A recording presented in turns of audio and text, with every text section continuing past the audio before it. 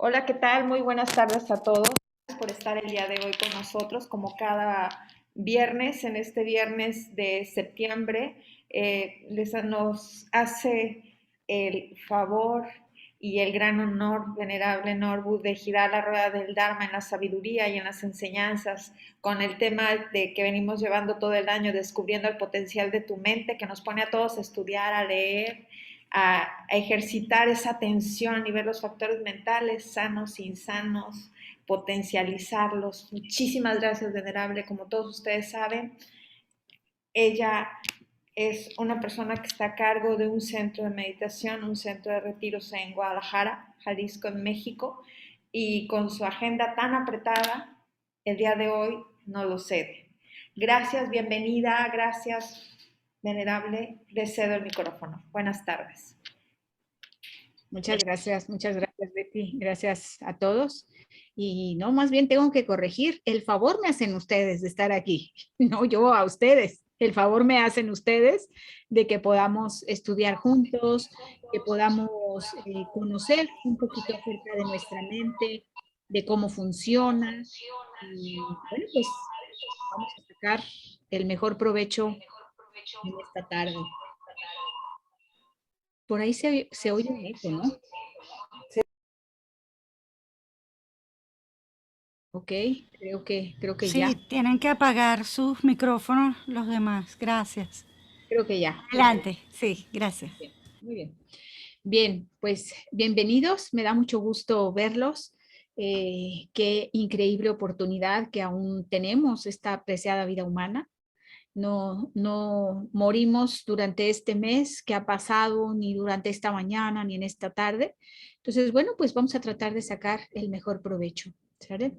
Entonces, vamos a comenzar haciendo nuestro pequeño ejercicio mental para disponer a nuestra mente en este momento presente. Y simplemente yo los invito a que aquellos que puedan, podemos hacer la postura de la meditación. Y si no, pues simplemente con que estén cómodos, sentados, en una postura relajada, no para dormir, pero para estar cómodos, para disfrutar de este ejercicio mental. Y vamos a llevar por unos minutos simplemente nuestra atención a la respiración. Y eso es todo lo que vamos a hacer. Es un ejercicio de observación y vamos a observar nuestra inhalación, nuestra exhalación.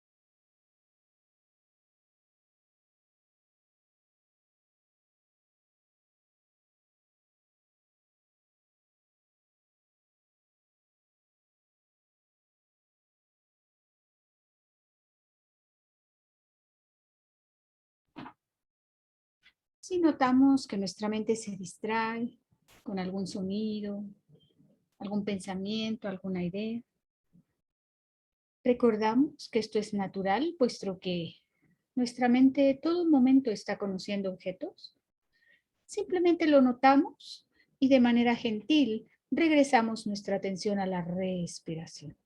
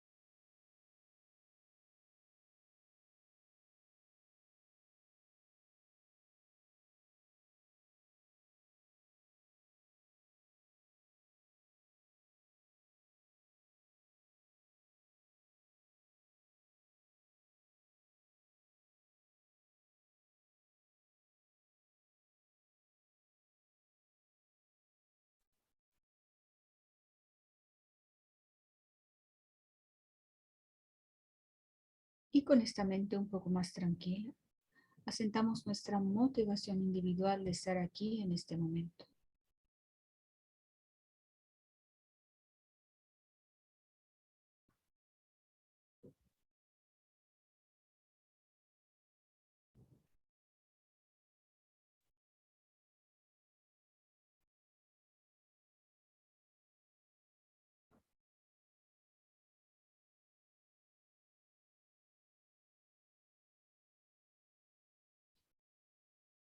Y podemos establecer una motivación colectiva que escuchar, reflexionar y meditar sean las causas para que podamos conocernos a nosotros mismos, para que podamos conocer cómo funciona nuestra mente. Y que de esta forma algún día surja el amor incondicional y la compasión hacia nosotros y desde luego hacia todos los seres sintientes. Tomamos una respiración profunda y vamos moviendo nuestro cuerpo, nuestras piernas, nuestros brazos y nos preparamos para regresar nuestra atención aquí y ahora.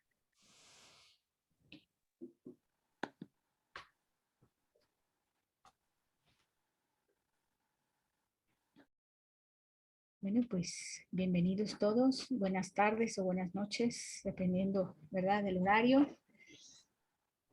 Buenas tardes. Y vamos a continuar con nuestro estudio. Hemos estado viendo un poquito acerca de la mente, de sus funciones, de la naturaleza de la mente. Hemos visto acerca de los factores mentales omnipresentes, que son 5, los factores mentales determinantes, que son 5, y estamos estudiando ahorita los factores mentales virtuosos, que son 11. Entonces, estuvimos viendo la clase pasada todavía el primer factor mental, que es el de la fe o de la convicción. Entonces, vamos a continuar. Voy a ponerle aquí. Vamos a continuar con nuestro estudio.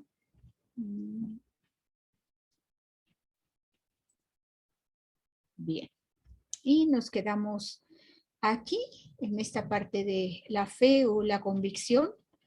Y habíamos precisamente mencionado que esta fe o esta convicción es esta certeza, esta convicción, esta claridad que se presenta, es un factor mental y que se presenta en nuestra mente. Y habíamos visto que esta fe tiene 3 características principales. Es esta convicción, es esta certeza de que es así y no es de otra manera. Y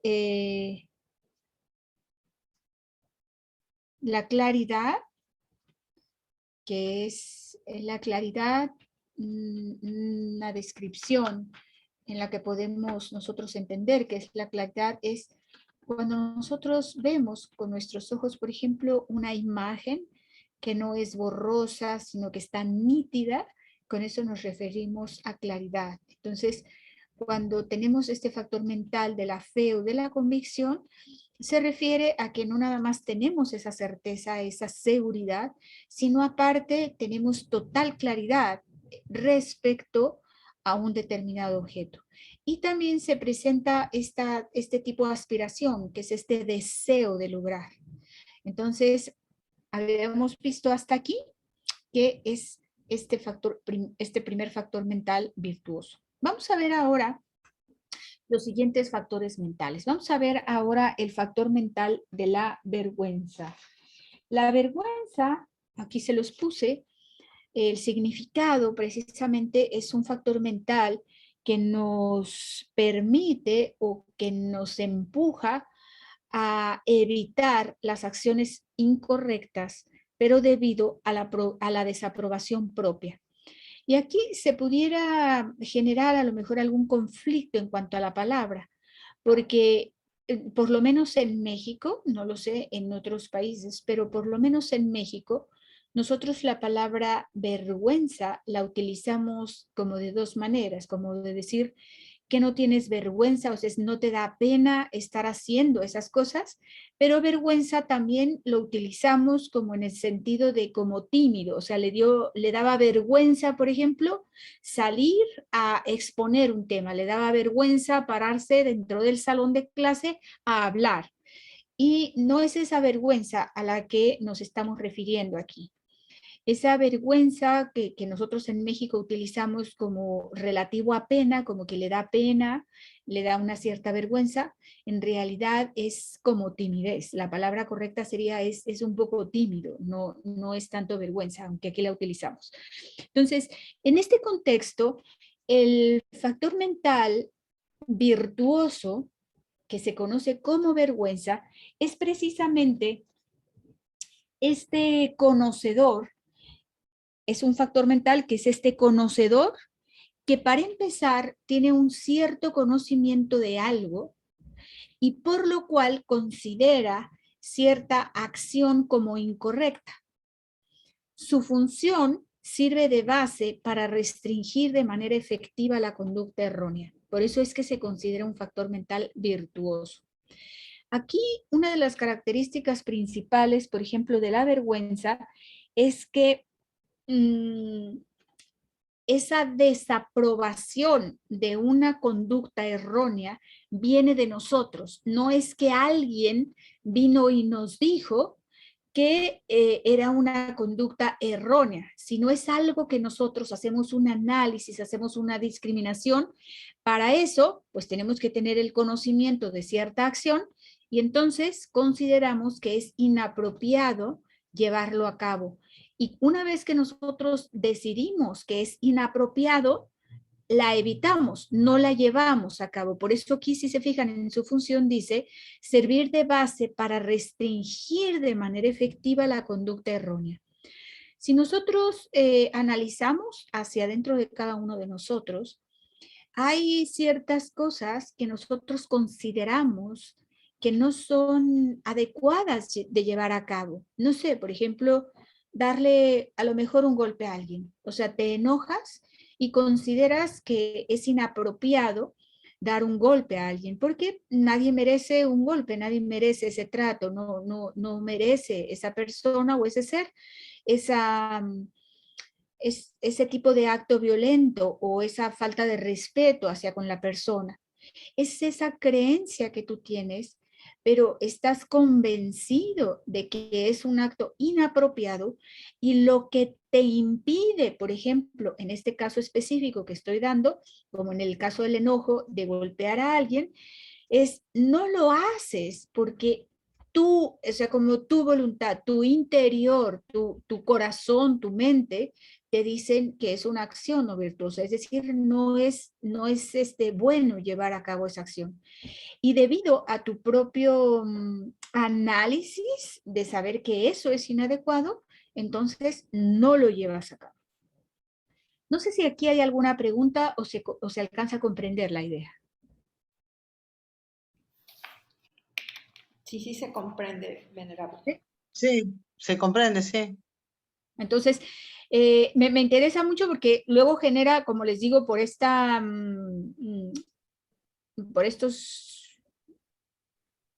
diferentes formas de utilizar el lenguaje, pensamos incluso que la vergüenza es algo equivocado, o sea, que es algo que no deberíamos de tener. Y aquí lo primero que salta es pues que la vergüenza es un factor virtuoso, o sea, es muy bueno que lo tengamos. Cuando nosotros no tenemos vergüenza, precisamente de ahí viene la palabra es un sinvergüenza, ¿sí? De ahí viene esa frase, es un sinvergüenza, es decir, es una persona que no tiene la más mínima vergüenza y se refiere a esto, no tiene la más mínima desaprobación por esas acciones que dañan a otros y entonces refuerza hacerlas una y otra vez. Eso es por lo que vienen todas estas frases de es una persona sinvergüenza o es un sinvergüenza o una sinvergüenza. Es este factor mental que nos ayuda muchísimo para cuidar, por ejemplo, nuestras tres puertas, nuestro cuerpo, palabra y mente, que no dañan a los demás, es nos restringimos de realizar acciones negativas, acciones no virtuosas, precisamente en base a que nosotros mismos, como en este acto de constricción, nosotros estamos diciendo, eso no es adecuado que lo lleve a cabo. Por lo cual, por eso dice, sirve de base para restringir efectivamente, o sea, de una manera efectiva, la conducta errónea. Cuando tú tienes esa base, ese valor universal, esa convicción de que no se debe de llevar a cabo esa acción porque lastimas a otro, porque dañas a otro, tú automáticamente te refrenas. Y voy a poner también un ejemplo. A lo mejor, no sé, no sé, vas a un centro de Dharma, por ejemplo, a un centro de meditación, estás ahí, ¿no? Y llegas tú primero a la sala de meditación y no hay nadie que te está observando. Y a lo mejor hay algo que se te antoja por ahí. No sé, a lo mejor, no sé, ves la imagen de un Buda o ves un libro el cual habías querido durante mucho tiempo y entonces se presentan las condiciones y tú volteas a ver y dices, bueno, nadie me está viendo, pues igual y me lo llevo, nadie me va a ver. Cuando el factor mental virtuoso de la vergüenza está presente en ti, puede venir este pensamiento, es decir, la seducción hacia el apego puede ser muy fuerte, pero sin embargo lo que te evita coger o llevarte ese objeto es precisamente la vergüenza, de decir, pues es que no importa que no me estén viendo, llevarme algo que no me corresponde, algo que no me han dado, es una acción no virtuosa, es algo que me va a generar problemas en el futuro, es algo que me deja, por ejemplo, la semilla plantada de volver a hacerlo una y otra vez, por lo cual ya está, no lo voy a tomar. Aunque me parezca tan atractivo, aunque sea algo que haya querido yo durante toda mi vida y aunque en este momento no haya nadie presente. Entonces, la vergüenza, cuando tenemos este factor mental de la vergüenza, entonces nosotros actuamos sin que alguien nos esté diciendo qué es lo que tenemos que hacer o no llevamos a cabo esas acciones negativas o no virtuosas, aunque nadie nos esté vigilando. Es como tu propio juez que te dice, ya está, eso no, sí, se ve muy atractivo, es algo que había querido toda mi vida, pero no me va a traer ningún beneficio que yo me lo lleve, por lo cual no lo hago. Entonces, ese es el factor mental de la vergüenza. Vamos a ver el factor mental, ay, no quiere avanzar, espérenme. A ver. Ahí está. El siguiente factor mental es el de la consideración. El de la consideración es precisamente evitar las acciones incorrectas, pero en vez de que la desaprobación surja de uno mismo, surge de los demás. Es en atención a que tú consideras que esto es lo que hace esta cultura, o esto es lo que hacen en esta casa, o esto es lo que hacen estas personas, entonces tú mismo te refrenas de esas acciones no virtuosas, precisamente en consideración a la cultura, en consideración a las personas, en consideración a los hábitos de esas personas, y por lo cual no lo llevas a cabo. Entonces es muy similar al de la vergüenza. La única diferencia es que tu motivador en la vergüenza eres tú mismo, es tu convicción de saber que esa acción no virtuosa no te va a llevar a nada bueno. Y en este caso, esa desaprobación viene de los demás. Tú sabes que en ese lugar se tiene esa cultura o se tiene esa manera de hacer las cosas y aunque tú lo hagas de otra forma, consideras a la persona y dices, no voy a llevarlo a cabo para no alterar, por ejemplo, el orden de esta familia, o no lo voy a hacer para no lastimar a otros, porque para ellos es de esa forma importante. Entonces, aquí su función es semejante, es igual a la anterior. Su función sirve de base para restringir de manera efectiva la conducta errónea. Voy al mismo ejemplo de el que entras tú a un lugar de meditación o a una gompa, un centro de Dharma, Y resulta que la persona que es el administrador o el ama de llaves, como le dicen, o a lo mejor incluso la persona que va a dar la clase, o alguno de tus compañeros, o algunos de tus compañeros están dentro del salón. Y vuelves a ver ese objeto tan lindo, tan agradable, o ese objeto que habías querido toda la vida, y surge en ti el pensamiento, por ejemplo, de decir, pues igual y me lo llevo. Pero lo que te detiene a lo mejor no es tanto la vergüenza, sino la consideración. Decir, no, mejor no me lo llevo porque si estas personas me ven, ¿qué van a pensar de mí? O sea, van a pensar que soy una ladrona. Entonces, lo que te evita realizar esa acción no virtuosa es que sabes que te van a exhibir estas personas, que va a salir a la luz algo que tú no quieres que sea expuesto en público. Entonces, la consideración es igual a la vergüenza, solamente que el motivador es distinto. En la vergüenza tú eres tu propio motivador como tu propio juez, es decir, esta acción no es adecuada, por lo cual no lo llevo a cabo. Y en la consideración es en consideración a la mente de las otras personas, a que ellos podrían sentirse lastimados si yo en el mismo ejemplo que sigo, si yo me robo, me llevo esto, entonces no lo voy a hacer, en virtud de que podría dar una impresión de que soy una ladrona, por ejemplo, y en realidad no lo soy. Tengo ganas a lo mejor de llevarme este objeto porque me parece muy agradable, porque siempre lo he querido, pero tampoco me dedico a robar, pero me abstengo, no lo voy a hacer en consideración a que esta acción dentro de mis compañeros se considera una acción no virtuosa. ¿Sí logramos ver la diferencia? Sí, muy bien.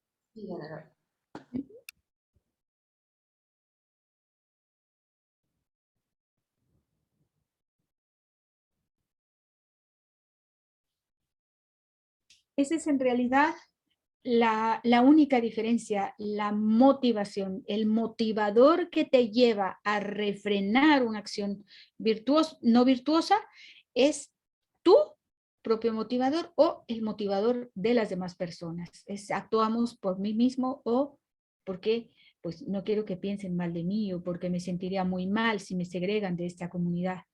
Y al final del día, pues fue virtuosa porque gracias a ese pensamiento me refreno de llevar a cabo la acción no virtuosa, la acción que puede dañar a esa comunidad o a esas personas, etc. Amén de, pues, nuestro continuo mental, de que dañamos a nuestro continuo mental.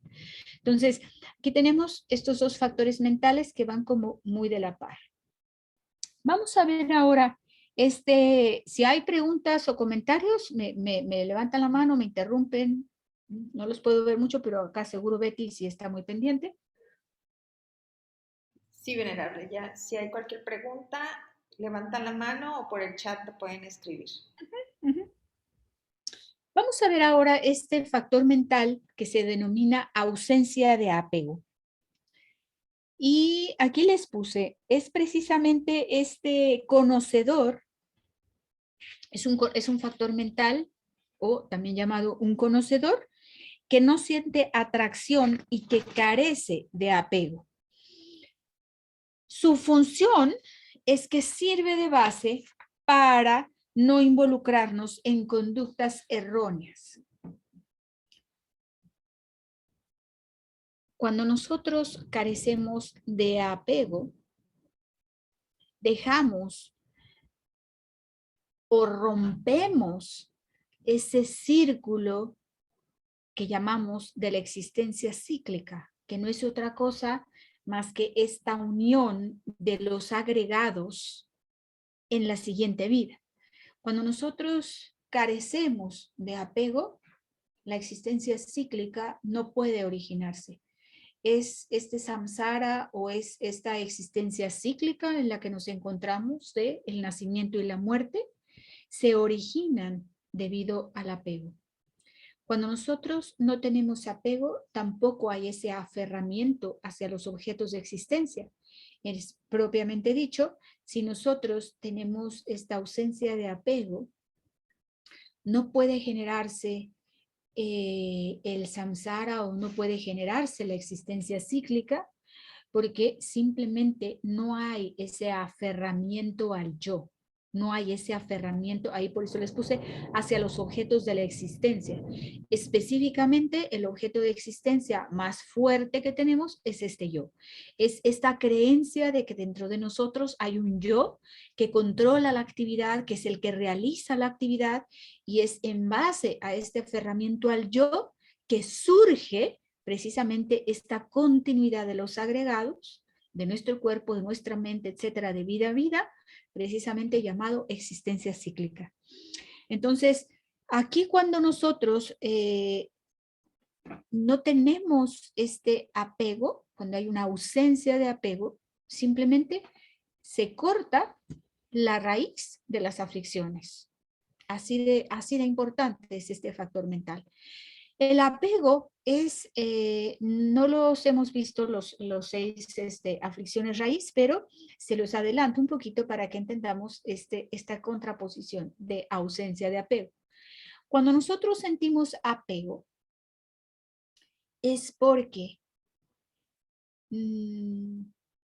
si nosotros recordamos los factores mentales omnipresentes, dentro de ellos están, por ejemplo, el contacto, las sensaciones, la intención, la atención. Entonces, cuando nosotros vemos un objeto, vamos a imaginar, vemos este objeto, es como un termo, y vemos este objeto, estamos, cuando nuestra conciencia sensorial visual se contacta con este objeto, surgen en nosotros inmediatamente sensaciones, es decir, surge una experiencia que tenemos del objeto, agradable, desagradable o neutra. Cuando nosotros tenemos una percepción o una experiencia agradable cuando nos contactamos con el objeto, surge el apego. Es decir, la mente se siente agradable, se siente cómoda, tiene una experiencia de alegría o de confort, y entonces surge esta idea de querer volver a contactarse con el objeto. Si nosotros lo vemos en cuanto a, por ejemplo, la comida, nuestra comida favorita, surge el apego porque la conciencia sensorial, gustativa y olfativa, cuando se contactan con ese objeto, aparece ante nosotros una experiencia agradable e inmediatamente queremos volver a repetir. Entonces, cuando nosotros tenemos esta ausencia de apego, implica que es por eso dice el significado, es un conocedor que no siente esta atracción hacia el objeto. Es decir, aunque sea tu comida, ya no pondrías a lo mejor la etiqueta de favorita. Es esa sensación olfativa y gustativa a la hora que pruebas esa comida, aparece una sensación agradable, pero cuando no surge el apego es porque tu mente puede reconocer que es una apariencia y no es que viene del objeto propiamente dicho. Entonces, lo que sucede con nosotros con el apego es que nosotros a esa experiencia de agradable generamos toda una fantasía y queremos estar en contacto con ese objeto. Y la ausencia de apego es una mente calmada, es una mente que no se sobreexcita con esa sensación placentera o con esa sensación agradable. Y por lo cual a ese factor mental se le llama precisamente ausencia de apego. Es este conocedor que aunque le aparezca esta sensación, porque las sensaciones ya vimos que es de los factores mentales omnipresentes, que siempre están presentes. Entonces, este conocedor, cuando está presente este factor mental de la ausencia de apego, es este conocedor que le aparece la sensación de agradable, pero sabe que es una apariencia, es decir, que es una interpretación de este contacto que tiene con este objeto. No se cree la película. Nosotros sí nos creemos la película. Tenemos este objeto, ustedes pueden imaginar el objeto visual que ustedes quieran, que les parezca más hermoso. Nosotros creemos que esa hermosura, que eso bonito, que esa cualidad tan hermosa que le vemos al objeto, viene del objeto mismo y no nos damos cuenta que viene de una interpretación y de una sobreposición que nosotros hacemos del objeto. Entonces, la ausencia de apego se caracteriza precisamente por este conocedor que tiene como este estado mental calmado y puede distinguir cuando aparece esta sensación agradable de los sentidos, cuando se contactan con los objetos, reconoce que es una apariencia y por lo tanto no se apega a esa experiencia, no es un conocedor que está tratando de buscar repetir la experiencia. Y precisamente por eso dice, es servir de base para evitar involucrarnos en conductas erróneas. Cuando nosotros, si nosotros pensamos, por ejemplo, en el apego, podemos darnos cuenta que podemos llevar a cabo acciones no virtuosas cualquier cantidad de veces. Por ejemplo, a lo mejor derivado del apego, nos gusta dormir 12 horas, 13 horas y estamos apegados a la cama. Es una conducta errónea en el sentido de que si nosotros tuviéramos la capacidad de darnos cuenta de lo increíblemente maravillosos que somos al tener este preciado renacimiento humano y entender que la iluminación solo podemos alcanzarlas con este cuerpo humano, no desperdiciaríamos 13 horas de nuestra vida, de nuestro día, estar tumbados en una cama. Si nosotros analizamos otro ejemplo del apego, el apego nos hace también tener conductas erróneas, porque, por ejemplo, nosotros queremos favorecer a aquellas personas a las que estamos apegados, a la mami, al papi, a los hijos, a la pareja, al perro, al gato, pero aquellos que también necesitan nuestra ayuda y que también están buscando lo mismo que nosotros, no los ayudamos. O en ocasiones no queremos ayudarlos. Entonces, podemos ver otro ejemplo también en la comida. Cuando nosotros surgen estas sensaciones agradables, a lo mejor estamos saciados de esa comida que nos gusta, pero seríamos capaces de seguir comiendo por el apego. Y también esa es una conducta errónea. Entonces, la ausencia de apego es precisamente lo contrario. Es una mente que no se agita cuando se presenta esta sensación agradable, puede distinguir que es una apariencia y por lo cual no se siente atraído al objeto. Lo come a lo mejor, lo puede disfrutar, es decir, se aparece esa sensación agradable, pero si no lo tiene, si desaparece el objeto, no pasa nada. Es una mente que está tranquila, en paz, en cuanto se desaparece el apego. Y en cambio, en una mente ordinaria, como por ejemplo es mi caso, cuando se desaparece el objeto de apego, surge el sufrimiento, porque no lo tenemos, porque queremos volver a repetir, porque si es un pedazo de comida queremos más, etcétera. ¿Sale? ¿Preguntas, comentarios? Sí, Betty. Venerable, nos está usted describiendo a un iluminado, porque dice, es carecer de apego hacia la existencia cíclica y hacia los objetos de la existencia. O sea, todo lo que usted nos está describiendo no es de este plano. Bueno, Betty, sí y no. A lo que voy es una excelente pregunta. Definitivamente este factor mental a lo mejor nos es difícil reconocerlo en nosotros. Pero para mí lo más maravilloso de estudiar la mente es darnos cuenta cómo nuestra propia mente en realidad viene como equipada para que no tengamos una mente dual. Este factor mental de la ausencia de apego lo tenemos, o sea, es un componente de la mente. Lo que pasa es que en el momento en el que nos encontramos o en el momento en el que se encuentra nuestra mente, no lo podemos reconocer porque no es un factor mental al que nos hemos familiarizado. Pero para mí lo importante es darnos cuenta que sí lo tenemos.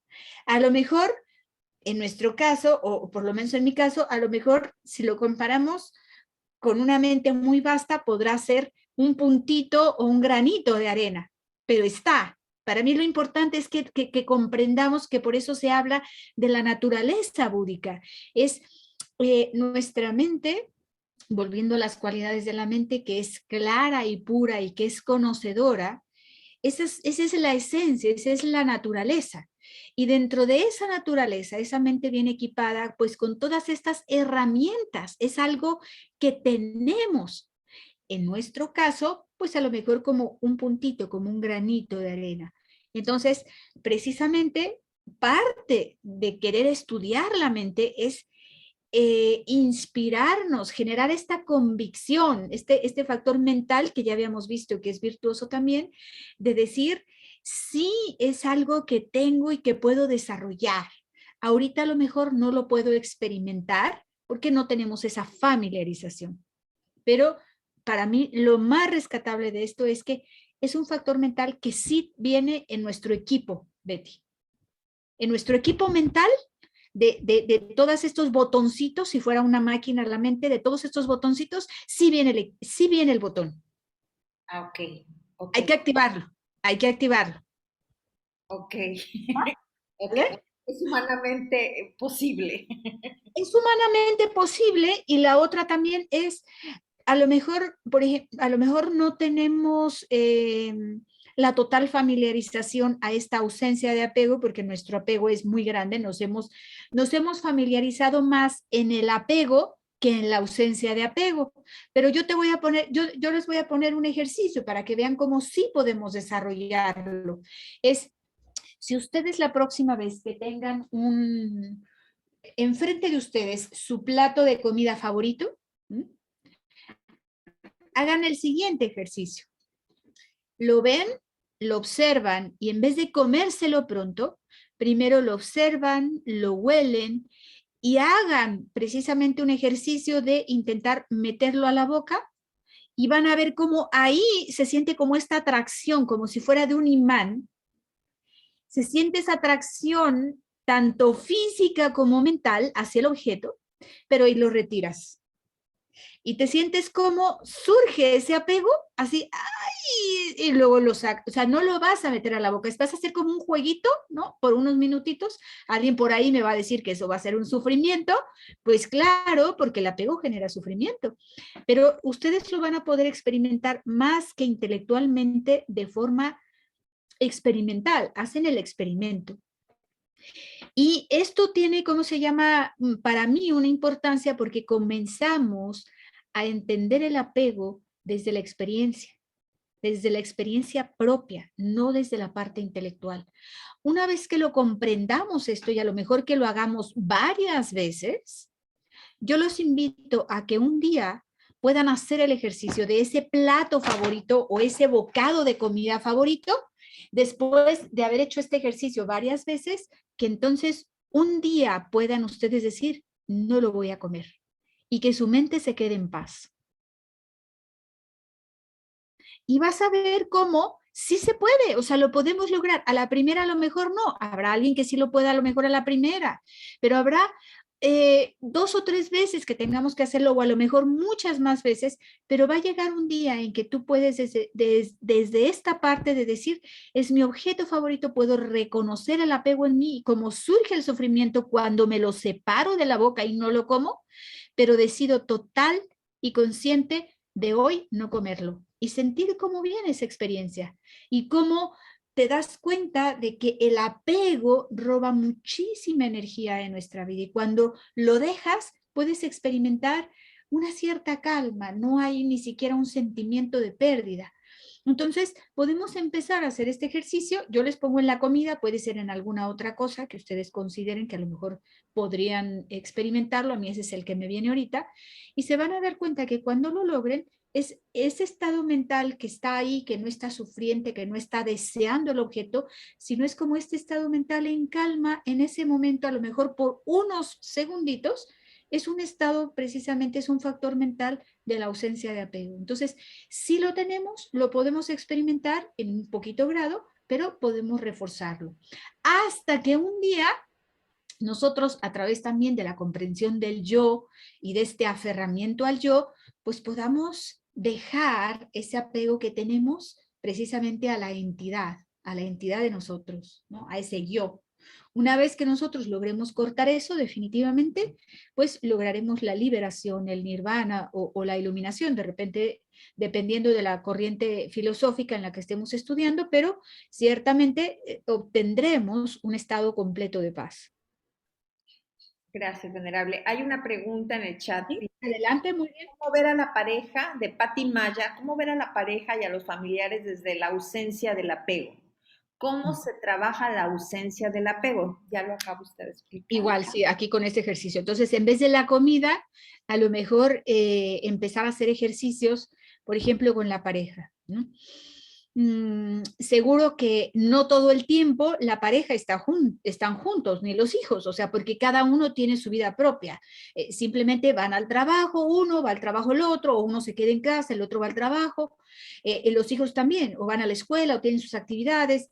Y entonces, darse cuenta de cuando los hijos o la pareja están con nosotros, surge este deseo de todo el tiempo querer estar ahí, surge esta agitación mental de querer estar ahí. Y cuando la pareja no está o cuando los hijos no están, si se van por mucho tiempo, podremos ver que surge ese sufrimiento precisamente porque queremos repetir la experiencia de estar con ellos. Una vez que tenemos esto claro, pero desde nuestra experiencia, no desde lo intelectual, entonces podemos darnos cuenta de lo que nos roba de atención, el apego y la energía, tanto mental como física.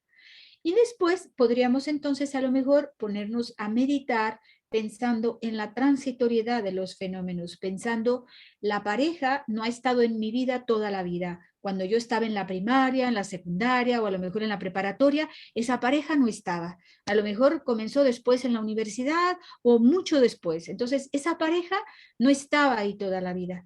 Y también entender que tú has podido llevar a cabo muchas funciones como estudiar, aprender, tener un trabajo, tener otros amigos, tener una familia sin que estuviera la pareja. Y hay muchos momentos de felicidad que tuviste sin la pareja, antes de la pareja, igual que ante los hijos. Tú no tenías esos hijos cuando estabas en la primaria, en la secundaria o a lo mejor tampoco en la preparatoria. Entonces, tú pudiste ser feliz aún sin ellos. Y pensar en la transitoriedad es de que tarde que temprano las cosas cambian. Los hijos ahora a lo mejor nos quieren estar muy agradecidos con nosotros, mañana se enojan, no se quieren acercar con nosotros, la pareja igual, ahorita está a lo mejor muy bien, mañana se enoja, no quiere estar aquí, o se quiere estar con otra persona, o se quiere ir a vivir a otro lugar, y mi felicidad no puede depender de esas cosas tan inestables. Recordar que yo he podido ser feliz en otros momentos aún sin estas personas, por lo cual tengo que lograr ser feliz aún con estas personas o sin estas personas. Entonces, es una manera similar como hacer el experimento del de la comida, pero ya propiamente con un objeto más potente, que es la pareja o los hijos, ¿no? Gracias, venerable. A Ernesto Rodríguez tiene la mano levantada. Muy bien, adelante. ¿Me veo ahorita? ¿Sí? Sí, te ves. Hola, la Manorbu, Hola. de nuevo, muy agradecido por estos brillantes encuentros.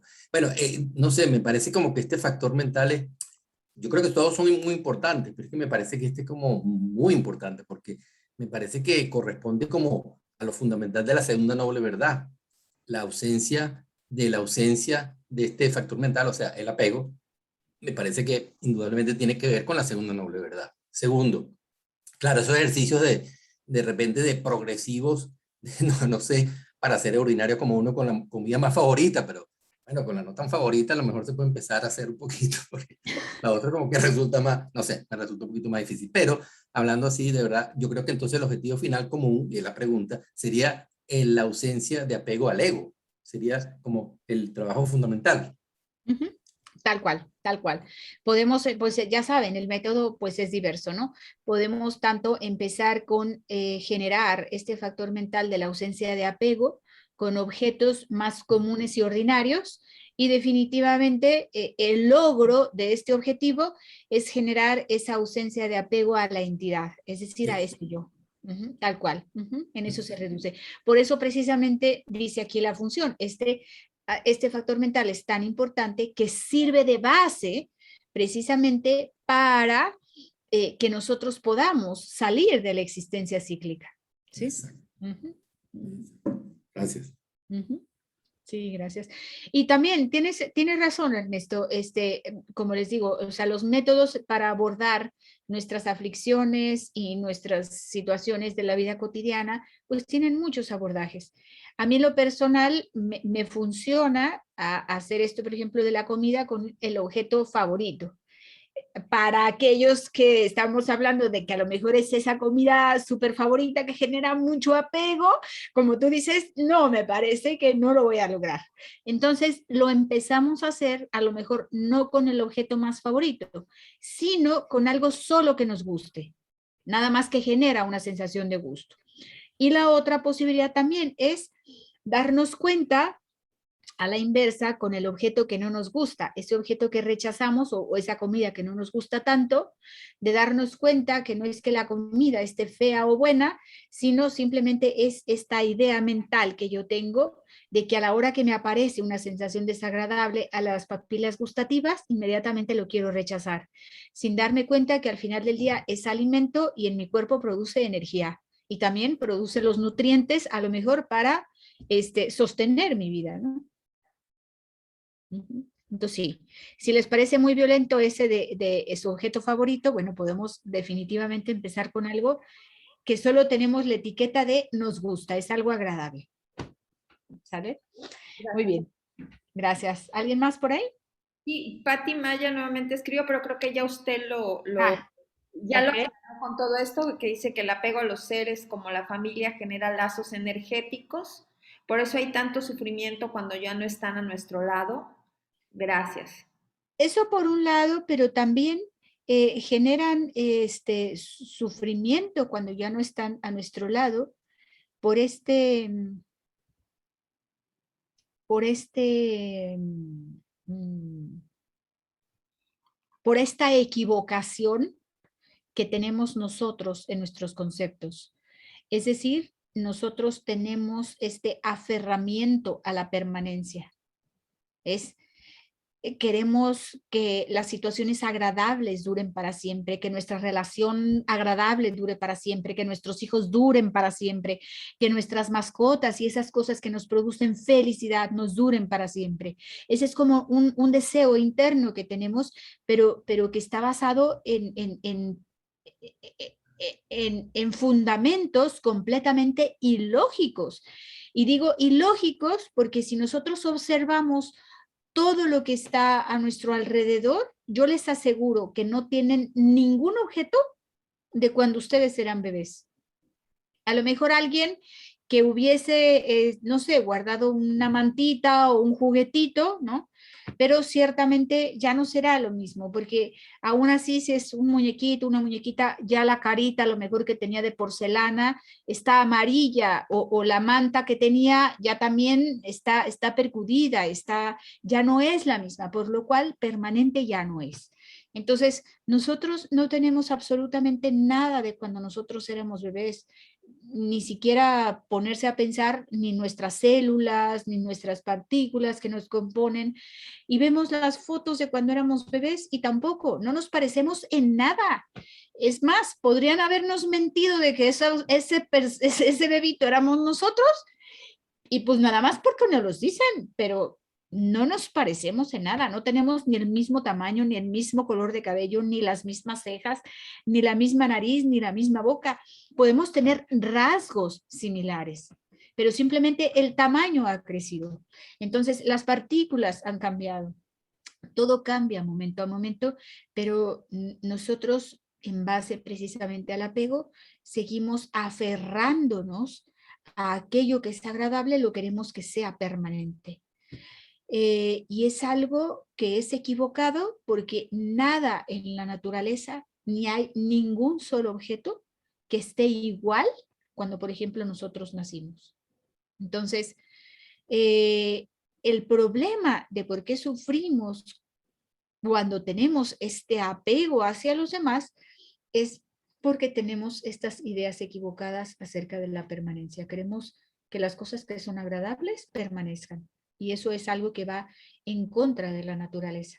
Si nosotros, desde que fuésemos pequeños, nos habituáramos a pensar, esta experiencia es única, este momento es único y tarde que temprano terminará, nos habituaríamos a que cuando estamos con una persona, es en este momento, está este momento presente, pero 2 segundos después ha cambiado la experiencia. 2 segundos más tarde, yo estoy en un lugar y la otra persona está en un lugar. Entonces, si nosotros hiciéramos estos ejercicios de la transitoriedad, no nos sería tan difícil. Sin embargo, como tenemos este aferramiento a la permanencia, esta idea equivocada de que las cosas duran para siempre, nos aferramos a esta idea.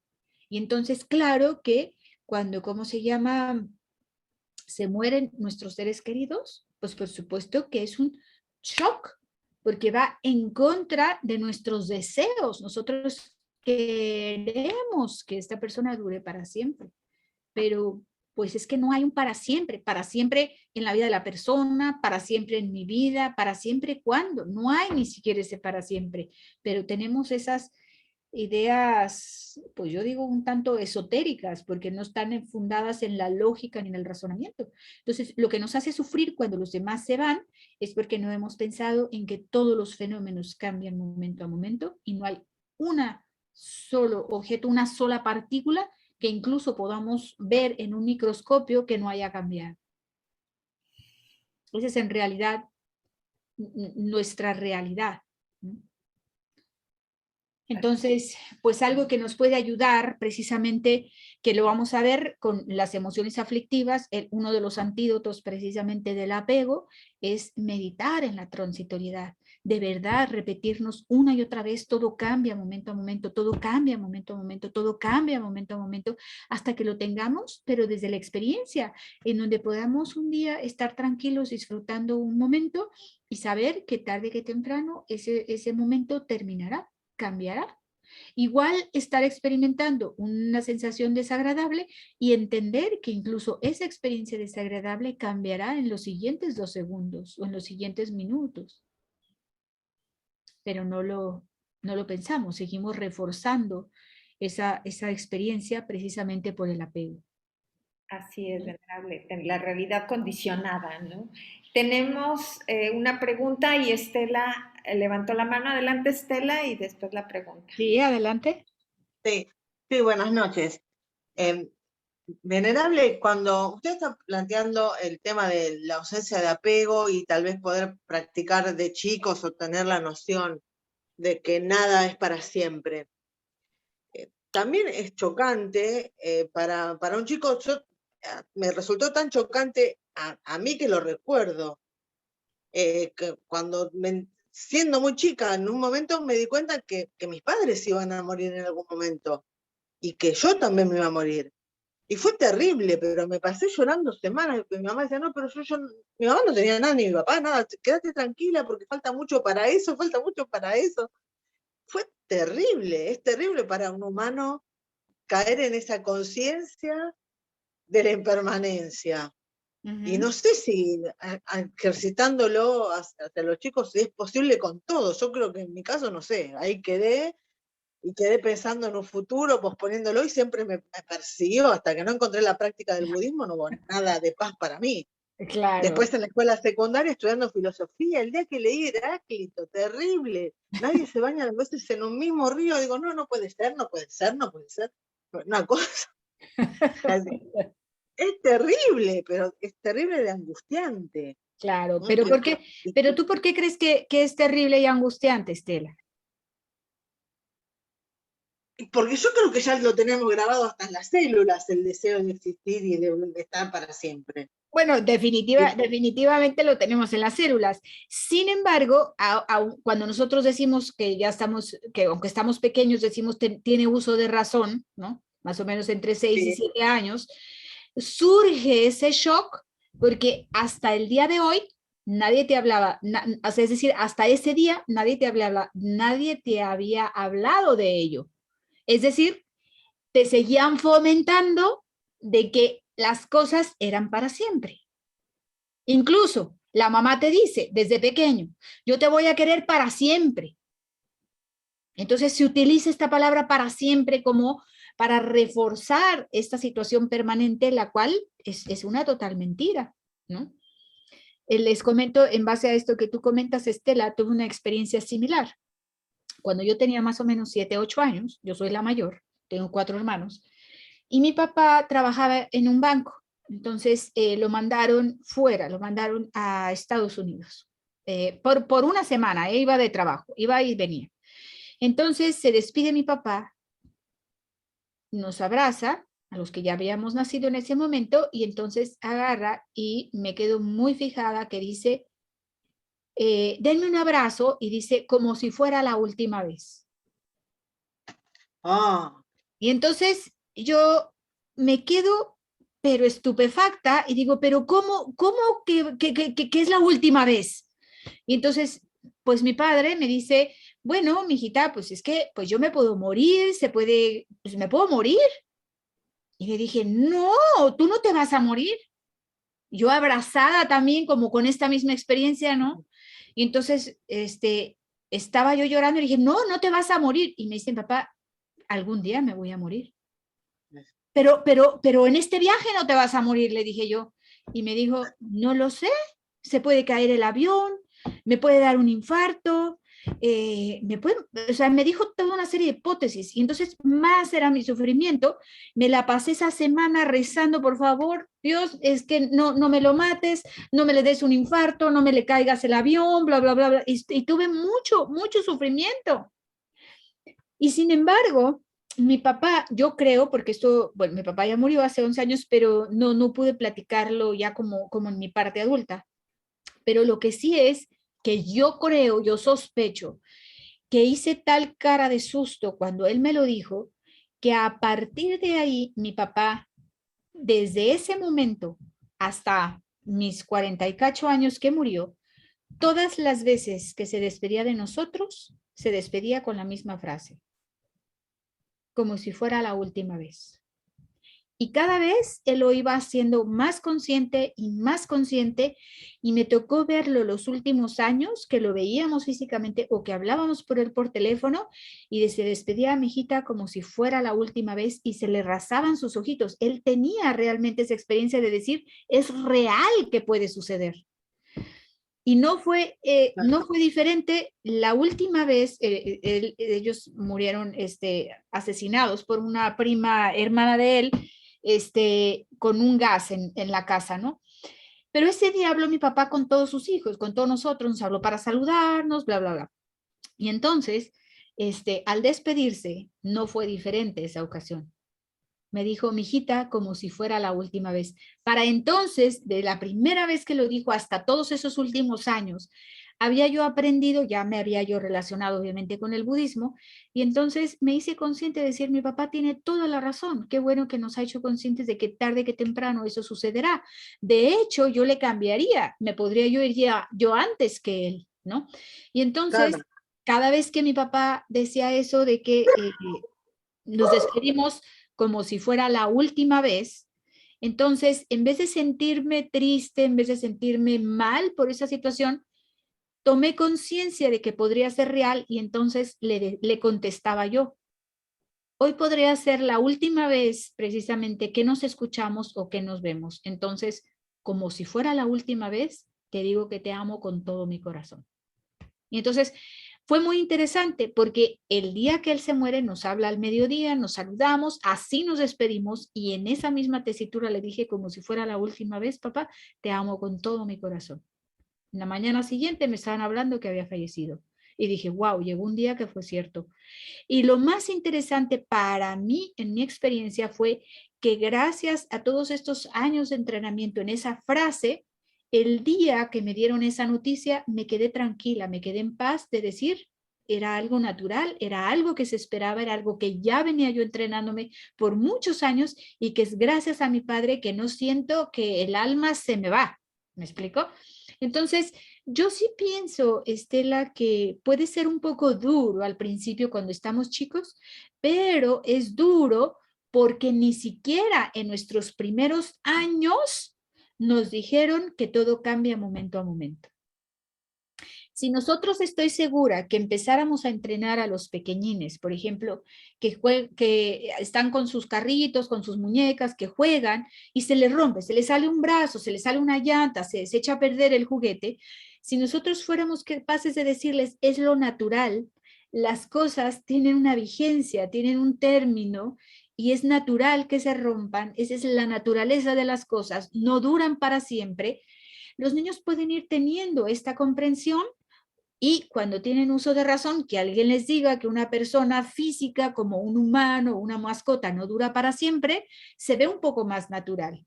Entonces nos causa shock o nos causó shock en su momento porque teníamos este aferramiento a la permanencia ya muy grabado. Ya no me refiero nada más a nuestras impresiones mentales de otra vida, sino simplemente en esos años que se reforzaron en donde utilizábamos estas palabras siempre, nunca, para siempre. Pues no, nada dura para siempre. Claro. ¿No? Sí. ¿No? Gracias. Sí, con gusto. Hay ¿Nada? una pregunta en el chat de Rosario Zazueta. Pareciera que el apegarnos a las personas o a las cosas es para sentirnos seguros y por eso nos cuesta trabajo soltar. Bueno, es un comentario. Respecto, si nosotros utilizamos la psicología occidental, si nosotros utilizamos la psicología occidental, definitivamente el apego es muy importante, sobre todo para generar el vínculo de una madre a su pequeño. Y el vínculo que se llama apego es muy importante puesto que constituye nuestra fortaleza yoica. De esa perspectiva de la psicología occidental es muy importante porque nos constituye a nosotros como personas, nuestra personalidad, nuestra fortaleza interior, pero no es ese apego al que nosotros nos referimos. Apego, ya lo vamos a ver en las emociones aflictivas, se refiere a que cuando nosotros, aquí lo podemos ver, es un conocedor en la ausencia de apego que no siente apego, no siente esa atracción hacia el objeto y quiere repetir. Ese tipo de apego siempre es no virtuoso porque genera sufrimiento. ¿Vale? Gracias, venerable. Muchas gracias. Vamos a ver un factor mental más, que es precisamente de la ausencia de odio o la ausencia de enojo. Es un conocedor, la definición o el significado precisamente dice, es un conocedor que vence el odio tras observar cualquiera de los tres objetos que generan odio, por ejemplo, a los seres, el sufrimiento o los objetos o los fenómenos. Y aquí, por ejemplo, podemos ver, hay una falta de malicia en relación a los seres. Aquí su función es precisamente la de servir de base para no involucrarse en las conductas erróneas. Entonces, esta ausencia de odio, esta ausencia de enojo, es muy similar a la anterior, nada más que lo que produce en nosotros es el efecto contrario. Cuando nosotros percibimos, vuelvo al ejemplo de la conciencia visual, atrapando un objeto de forma. Entonces, cuando se contacta la conciencia visual con un objeto, hay tres posibilidades. ¿Le parece atractivo? O sea, ¿le parece agradable? ¿Le parece desagradable? ¿O le parece neutro? Si le parece agradable, entonces surge el apego. Si le aparece desagradable, entonces surge el enojo o el odio o el enfado, como querramos decirle. Entonces, cuando surge el enfado o el odio, lo que nosotros queremos hacer, en vez de repetir la experiencia, lo que queremos es no repetir. Es decir, viene un rechazo.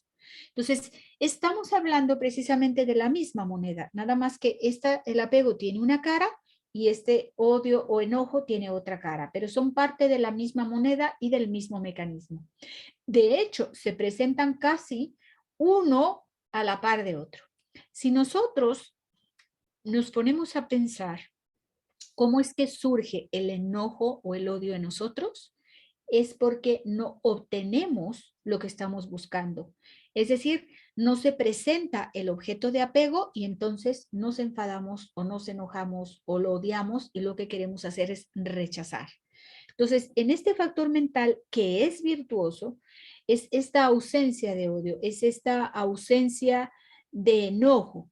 Y aquí dice precisamente, es carecer de malicia en relación a estos objetos que nos pueden generar enojo. Es un conocedor que vence esta tendencia a sentir enojo cuando no tiene lo que quiere. Y su función precisamente es la de no involucrarnos en conductas erróneas.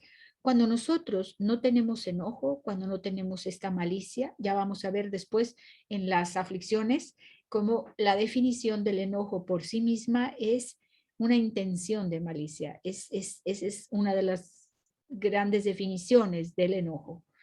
Entonces, en este caso, la ausencia del de odio o de enojo es precisamente no surge esta agitación mental ni este deseo de rechazar el objeto cuando se contacta y surge la sensación desagradable. Entonces, esta ausencia de odio es precisamente, volvemos a lo mismo, es un factor mental que produce en sí una calma cuando se contacta con estos objetos que le parecen desagradables, así como sabe que es una apariencia agradable y que no es la realidad, en este caso es igual. Este conocedor permite que tú identifiques a la apariencia desagradable y que no te creas la película, por lo cual no surge este sentimiento de querer rechazar o de querer vengarte o de querer tener esa malicia hacia otros. No sé si por aquí tengan alguna pregunta o... Sí, venerable. Queda claro. No, Yo tengo una pregunta. Ah, va. Uh-huh. Con ausencia de odio, pero no, me queda claro a nivel humano, pero en circunstancias no me queda claro. Supongamos que vengo a la clase, dejo de trabajar, me organizo todo para tener la charla Dharma, y en la charla Dharma aparece hablando de cualquier tema, no sé, de la serie de Luis Miguel. Ajá. Y me enojo. Okay. Porque digo, no, yo vengo para una charla Dharma, dejé el trabajo, organicé la agenda, me reservé la computadora para mí, para poder... Y me enojé. Uh-huh. ¿Cómo? Cuando las circunstancias se ponen de tal forma que no es lo esperado o el acuerdo, no se cumple el acuerdo implícito que si uno se sienta una charla Dharma, es una charla del Dharma, uh-huh, y no otra cosa. O, bueno, si se corta la luz, se cae internet, todo así. Digo, no. Pero bueno, esa es la circunstancia de internet y la luz, pero si la otra persona no cumple el compromiso, uh-huh, yo vengo a esto y resulta que después es otra cosa. Uh-huh. ¿Dónde estaría la malicia de mi parte? Porque yo qué voy a hacer, nada, simplemente me siento de terror. Digo, bueno, y ya, me siento mal. Observaré, me consolaré con las técnicas de los miércoles. Lo vamos a ver después, para no, es porque estos son los factores mentales virtuosos. Entonces no quisiera que nos empapáramos ahora de las aflicciones, ¿sí? Lo voy a ver con detenimiento, dónde está como esta malicia. Yo entiendo que nos cuesta trabajo porque entendemos malicia como hacer toda una elaboración, como todo un plan. Vamos a ver que el enojo tiene sus diferentes vertientes. Una malicia puede ser desde un solo pensamiento. Uh-huh. Y yo voy a poner un ejemplo, pero no quiero meterme mucho en eso porque lo vamos a ver en las aflicciones. Ahorita estamos tratando de conocer los factores mentales virtuosos que tenemos y que los queremos conocer para desarrollarlos más que los anteriores. Los otros ya estamos bien familiarizados, ¿no? Entonces, hace muchos años, cuando probablemente era adolescente, no fui una persona que cuando manejaba, no fui una persona muy violenta, no me metía ni andaba gritando por la calle, pero sí pensaba, ¿no? Entonces, ahí te va como la malicia se presenta con el enojo. Iba yo manejando, no aventaba el carro, ni me metía tampoco, ni tampoco gritaba. Entonces, para los que veían afuera, decían, oh, esta señorita que bien se comporta, no dice nada, se le meten y todo. Pero que no vieran adentro del carro lo que yo estaba diciendo, ni lo que yo estaba pensando. Y entonces, según yo, dentro de mi calma, que era según yo, muy calmada, ¿no? En estos aspectos de la manejada, entonces iba yo así y se me metían o sucedía alguna cosa o te gritaban y yo iba así, pero entonces fíjate, en el siguiente pensamiento yo iba, decía, mi pensamiento decía, bueno, ojalá que te mueras en el siguiente semáforo y ya está. Uh-huh. ¿Sí alcanzamos a ver la malicia? Sí. ¿eh? Entonces, en mi engaño, no, yo soy bien tranquila, yo no les echo el carro, yo no me peleo en la calle, yo no les ando gritando. A ver, pero le estás deseando que se muera en el siguiente semáforo. Es un pensamiento malicioso. Entonces uno podría pensar, no, pero es un solo pensamiento, no lleve a cabo la acción. No importa. La malicia se puede presentar en un solo pensamiento y generalmente cuando nosotros nos enojamos tenemos este tipo de pensamientos. Es un pensamiento extremoso que yo tenía, pero bueno, lo pongo para que veamos hacia dónde va la malicia. La malicia a veces pensamos que es como elaborar un plan. No, ya lo vamos a ver después, ¿saben? Entonces, la próxima vez que te enojes, empieza Estela a analizar y los demás también empiecen a analizar cómo si existe esta sensación así como de hoy que le vaya mal, o hoy que lo aprenda, o ay, ya te lo enseñarán, o ay, ya te pasará. Esa pequeña sensación de que alguien experimente el sufrimiento que tú estás experimentando es un sentimiento de malicia. Gracias. Y va a quedar más claro cuando estudiemos un poquito de pues estudiemos ya propiamente las emociones aflictivas.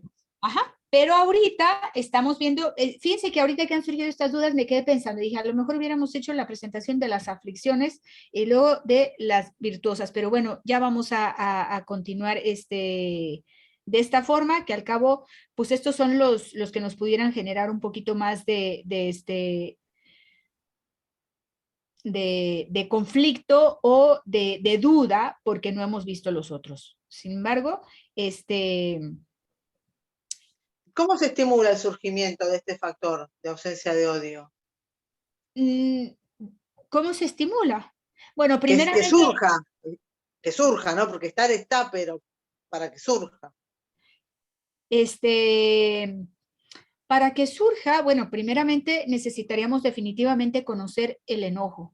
Una vez que conocemos el enojo, algo que tenemos que hacer es aplicar el factor mental de la fe o de la convicción, y entonces estudiamos las desventajas del enojo y los beneficios, por ejemplo, de la paciencia, que es el antídoto, o también llamado el amor, ¿no? Son como sinónimos en este texto de aplicación. Entonces, lo primero que tenemos que hacer es conocer el enojo, poderlo identificar y ver las desventajas para poder conocer los beneficios del antídoto. Cuando nosotros tenemos una suficiente convicción y que nos damos cuenta que, por ejemplo, algo que a mí me ayuda mucho es pensar que las aflicciones no nada más es que dañan a otros, sino que yo daño mi continuo mental. Y eso a mí se me hace súper grave. O sea, es decir, por ejemplo, en cuanto al enojo, además de que dañamos a otros, dañamos nuestro continuo mental, porque nos estamos familiarizando. Entonces, voy a poner un ejemplo muy burdo. A mí me gusta la natación y quiero nadar, pero me entró en el atletismo. O sea, quiero nadar y en vez de nadar y de nadar y de nadar en este ejercicio, lo que hago es voy al atletismo. Entonces me hago experta en atletismo, es igual. Entonces, si yo me enojo y me enojo y me enojo y tengo este hábito, esta familiarización, no puedo parar porque tampoco aplico el antídoto. A través de aplicar el antídoto y aplicar el antídoto y aplicar el antídoto, va a llegar un momento en donde este factor mental sea más fuerte, es decir, estemos más familiarizados con la ausencia de odio que con el odio en sí mismo.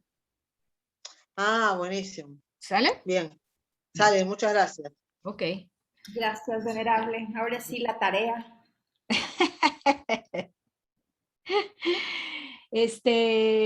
La tarea. No me gusta la tarea, porque ya la tarea suena pesado, ¿no? Bueno, el trabajo.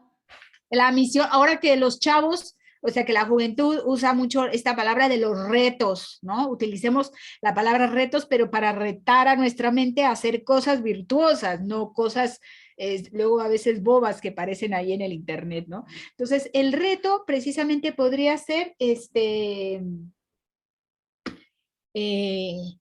tratar de identificar en algunos momentitos, ¿no? En algunas cosas, estas ausencias, por ejemplo, en alguna ausencia no, le voy a cambiar.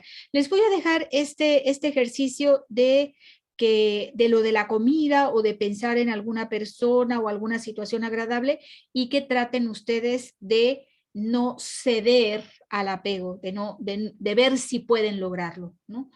Y como les decía, a lo mejor no empiecen con su objeto más difícil. Por ejemplo, no sé, si les gusta la nieve de limón, la nieve de chocolate, así, casi la ven y se les derrama la saliva de las salivales, y es así como el objeto más exquisito sin el que podemos vivir, pues a lo mejor no estamos listos para empezar con ese. Entonces empecemos con otro. Hagamos un ejemplo, un ejercicio como con la comida o con alguna situación, y no es que se van a privar de hacerlo.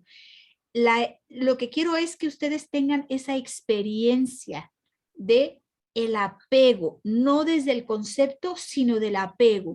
Esperen un segundo, voy a traer una cosa. Un helado de chocolate nos los va a enseñar.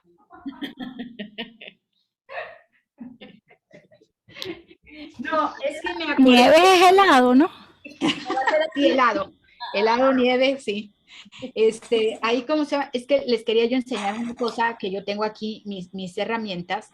Estos, no sé, déjenme, voy a acabar de compartir para ver si se ve un poco mejor. Estos son dos bolitas, ¿no? Unos imanes, son unos imanes, ¿no? Entonces, para conocer un poquito mi apego, algún día estudiando el apego, sentí como que era como dos imanes que se unen. Y entonces fui a comprar a la papelería estos dos imanes.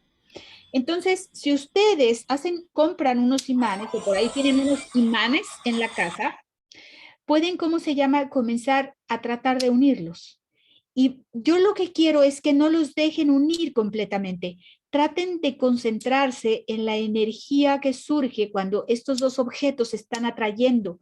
Llega un momento a una distancia en la que ustedes no pueden evitar juntar estos dos objetos. O sea, hay un momento en que se juntan. La atracción de esos imanes